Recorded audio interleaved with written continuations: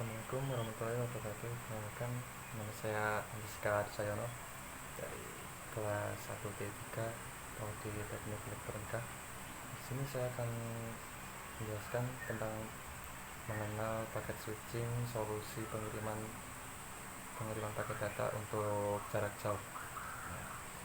Ini jarak yang jauh kini bukan masalah lagi untuk melakukan komunikasi data sebab sudah ada paket switching. Sejauh apapun jarak dari pengirim ke penerima, itu pesan yang dikirimkan dapat sampai dengan lancar dan tergolong cepat. Itu paket switching itu merupakan sebuah metode pengiriman data yang memecah data menjadi beberapa paket sebelum dikirimkan. Tujuan dari pemecahan data tersebut ialah supaya terdapat fleksibilitas dalam proses pengiriman data. Maksudnya itu gini, data tidak dikirim melalui satu jalur khusus itu, tapi dikirim secara paralel dengan memanfaatkan jalur koneksi lain yang tidak terlalu padat. Terus di sini saya akan menjelaskan tentang teknik dalam paket switching. Itu paket switching memiliki dua teknik dalam proses pengiriman data. Itu ada dua. Yang pertama, teknik diagram. Teknik diagram mengirim paket data secara mandiri tanpa adanya ketergantungan terhadap paket data lainnya. Jadi setiap paket data akan diberikan informasi tentang alamat tujuan yang kemudian dikirimkan melalui jalur yang berbeda secara paralel. Terus dan teknik virtual circuit, itu teknik virtual circuit memiliki rute khusus antara satu stasiun dengan stasiun lainnya yang akan digunakan untuk melakukan pengiriman paket. Setelah membangun rute khusus tersebut, stasiun sumber mengirimkan permintaan kepada stasiun tujuan untuk mengaktifkan koneksi. Setiap paket data yang dikirimkan juga diberikan label jalur yang akan dilewatinya. Terus keuntungan memakai paket switching. Saat Anda memakai paket switching untuk mengirim pesan, maka Anda akan mendapatkan beberapa keuntungan. Itu proses pengiriman paket dapat memakai prioritas, jalur komunikasi menjadi lebih efisien, mengatasi masalah data rate yang berbeda antara dua jenis jaringan yang memiliki data rate berbeda. Meskipun jaringan sedang padat, tapi paket tetap dapat diterima. Jaringan dapat menolak untuk menerima permintaan koneksi tambahan hingga beban pada jaringan sudah berkurang. Tiap paket telah dibekali dengan informasi tujuan sehingga dapat mengirimkan beberapa paket ke berbagai tujuan, memungkinkan adanya pendeteksian dan perbaikan kesalahan, diagnosa kegagalan, pengecekan pesan, dan lainnya. Kehadiran paket switching sangat membantu pengguna yang ingin mengirimkan paket data ke tujuan dengan jarak yang jauh. Berikut kurang lebihnya seperti itu, dan apabila ada kesalahan mohon dimaafkan. Assalamualaikum warahmatullahi wabarakatuh. Perkenalkan, nama saya Andika Sayono dari kelas 1D3. Sini saya akan menjelaskan tentang alur sinyal dalam sentral. Itu dalam telekomunikasi, pensinyalan adalah pengguna sinyal untuk mengendalikan komunikasi. Ini mungkin merupakan pertukaran informasi mengenai pembentukan dan pengendalian sirkuit telekomunikasi dan pengolahan jaringan berlawanan dengan pengaturan sirkuit secara manual oleh pengguna atau administrator.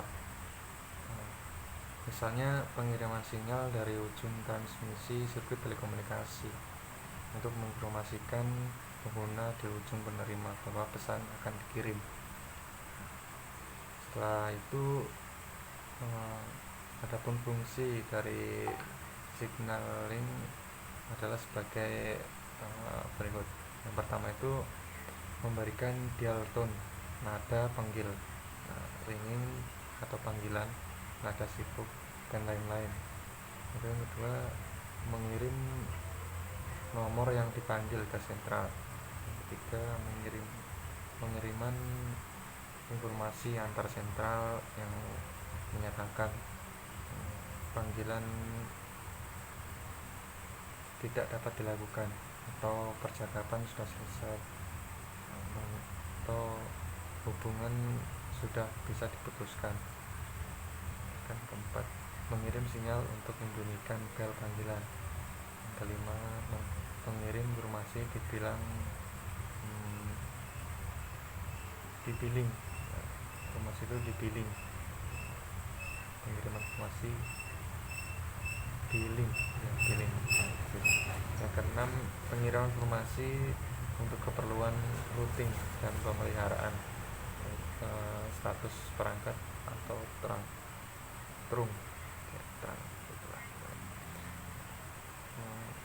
Terima kasih atas penjelasan kami. Jika ada kurang kata atau salah katanya, mohon dimaafkan. Assalamualaikum warahmatullahi wabarakatuh. Assalamualaikum warahmatullahi wabarakatuh. Perkenalkan, nama saya Rizka Janono dari kelas 1-3 Prodi Teknik Elektronika.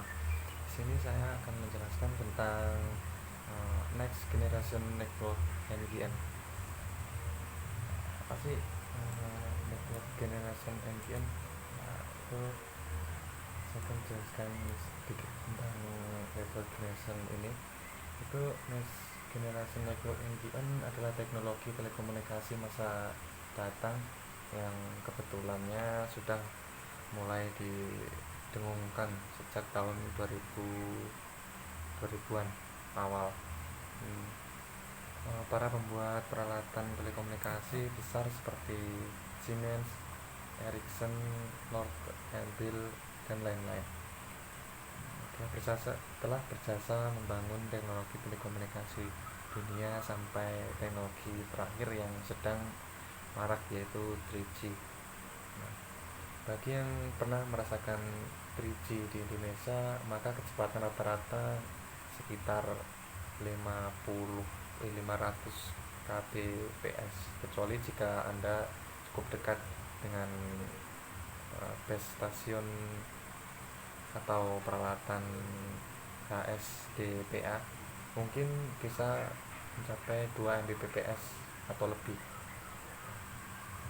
Teknologi Next Generation Network NGN merupakan teknologi yang berbeda dengan teknologi 3G maupun turunannya. Teknologi NGN ini merupakan teknologi yang berbasis internet. Pada masa lalu kita mengenal teknologi NGN sebagai VoIP itu atau internet telepon. Nah, memang baru belakangan ini kemampuan untuk membuat jasa seluler bisa berjalan di jaringan NGN dengan mulai mengimplementasikannya standar IEEE 802 yang di-approve 7 Desember 2005 yang lalu. Standar IEEE 802.16 ini merupakan turunan dari standar IEEE 802.11 yang banyak digunakan di hotspot Wi-Fi yang banyak bertebaran di hotel, restoran, airport, dan lain-lain. Wi-Fi telah menjadi solusi internet murah di Indonesia seperti RT atau RWNet dan Game Center dengan kecepatan rata-rata 11 Mbps sampai 108 Mbps. Dan yang terakhir ini seri M telah up to 300 Mbps. Frekuensi yang digunakan kebanyakan 2,4 GHz. Sebagian lagi menggunakan 5,8 GHz. Oleh karena itu, jangan heran jika teknologi berbasis IEE 802.16 mempunyai kecepatan maksimum sekitar 54 Mbps, jauh lebih cepat dari teknologi 3G yang ada di Indonesia hari ini. Teknologi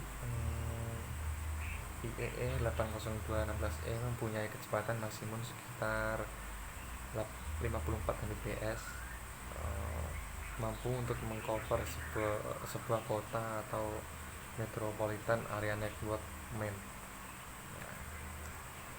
Dan yang paling penting dengan adanya standar IEE 802.16e ini dapat dibawa mobil pada kecepatan sampai sekitar 200 km per jam. Dua hal untuk utama yang sangat membedakan IEE 802.16 WiMAX dengan IEE 802.11 WiFi adalah kemampuan untuk membangun jaringan di sebuah kota dan kemampuan untuk mobil pada kecepatan tinggi, jauh lebih tinggi daripada 3G. Sebagai catatan tambahan, usaha terus dilakukan dalam keluarga IEE 802.16m untuk membuat kecepatan 100 Mbps mobile dan 1 Gbps fixed at dan 1 Gbps fixed wireless. Pertanyaan mendasar yang sering ditanyakan adalah berapakah investasi teknologi WiMAX? Pada tahun 2003 sampai 2004, base stasiun WiMAX masih sekitar 15 US$. Pada hari ini, base stasiun WiMAX sudah turun sekitar 6.000-an dolar untuk fixed wireless. Untuk mobil wireless mungkin masih agak mahal sedikit. Sebuah base stasiun WiMAX dengan mudah memberikan servis pada 256 pelanggan, jauh lebih tinggi daripada sebuah akses point WiFi rata-rata yang hanya dapat memberikan servis pada 20-an pelanggan. Dibanding dengan 3G, maka base station WiMAX ini jauh lebih murah daripada 3G, dan sisi investasi jauh lebih murah dari 3G. Dari sisi performance jauh lebih baik daripada 3G.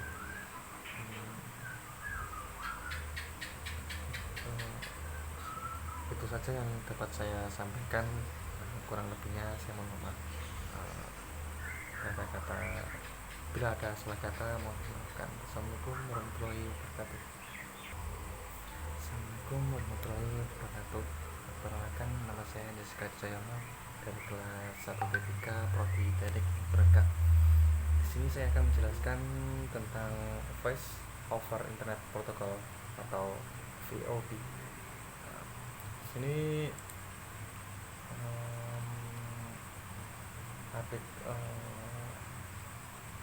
perbandingan dengan jaringan suara konvensional antara protokol voice over IP itu telah diimplementasikan dalam berbagai macam jalan menggunakan hak milik dan standar serta protokol terbuka. Contoh protokol yang jaringan digunakan untuk mengimplementasikan VoIP yaitu ada H323 dan Media Gateway Control Protocol atau MDCP dan Session Information Protocol SIP, dan Real Time Transport Protocol atau RTP, dan Session Description Protocol atau SDP, dan Interstate Exchange atau IAX. Protokol 323 adalah salah satu dari protokol VoP yang penerapannya ditemukan secara luas untuk lalu lintas jarak jauh, seperti layanan jaringan area lokal atau LAN. Namun karena perkembangannya baru, protokol yang lebih kompleks seperti MGCP dan SIP H323, penyebaran semakin terbatas untuk membawa jarak jauh yang ada lalu lintas jaringan. Secara khusus, Session Information Protocol SIP telah mendapat penetrasi pasar luas oleh VoP, dan perbandingan jaringan suara konvensional itu pada jaringan suara konvensional pesawat telepon langsung terhubung dengan PABX atau Private Automated Branch Exchange, atau jika dimiliki